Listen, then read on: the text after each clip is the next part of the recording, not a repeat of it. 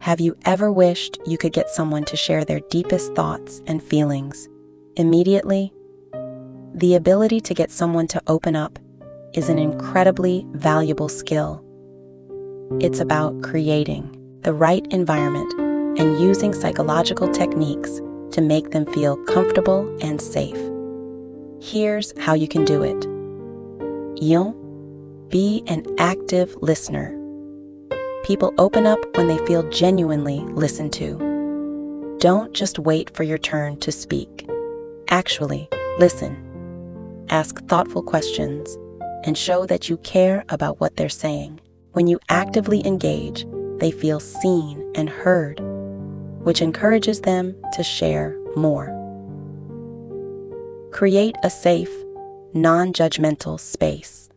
The key to getting someone to open up is making them feel safe.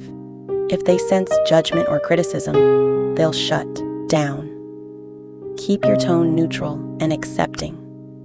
Create an atmosphere where they feel they can express themselves freely without fear of judgment. This builds trust, and trust is the foundation for deep conversations. Be vulnerable. Yourself. When you share your own emotions and experiences, it gives others the courage to do the same. Vulnerability is contagious. It shows them that it's okay to be open. By being authentic and sharing your own truths, you invite them to do the same. This mutual exchange deepens the connection and allows for an instant bond. Ask open-ended questions.